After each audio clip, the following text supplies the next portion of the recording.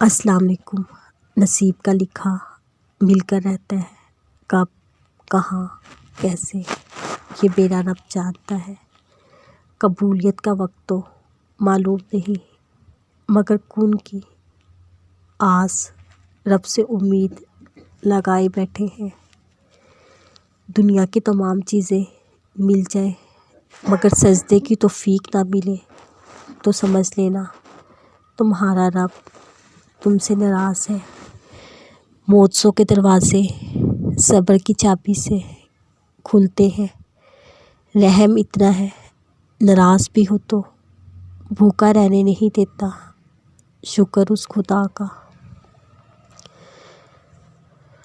ہر رکاوٹ میں کوئی نہ کوئی بہتری چھپی ہوتی ہے جو آپ کو اللہ تک لے جاتی ہے۔ وہ ٹھوکر سزا نہیں ہوتی، بے شک نماز ہی ساتھی ہوتی ہے۔ دنیا سے قبر تک، قبر سے حشر تک، حشر سے جنت تک۔ جہاں بھی رہو، جس کے ساتھ بھی رہو، آپ نے اللہ کو بھی جواب دینا ہے۔ کتنی دلچسپ بات ہے، سمندروں کا مالک آپ سے ایک آنسو سے محبت کرتا ہے۔ لوٹ جاؤ اپنے رب کی طرف اور کہو میں بھٹک گیا تھا۔ صبر اللہ پر یقین کی آخری حد ہے۔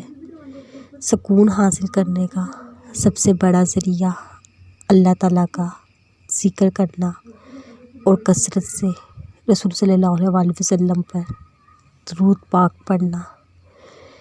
رب کے عشق میں ایک مقام ایسا بھی آتا ہے، دعا تو دور کی بات، انسان صرف سوچتا ہے اللہ پاک نواز دیتے ہیں۔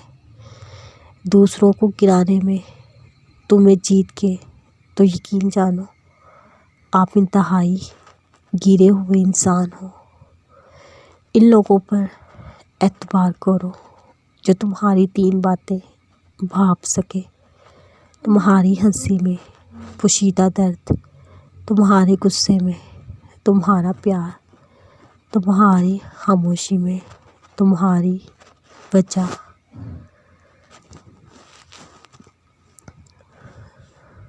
حضرت علی نے فرمایا جسے تقدیر پر یقین ہوتا ہے وہ اپنے اوپر نازل ہونے والی مصیبتوں سے نہیں گھبراتا۔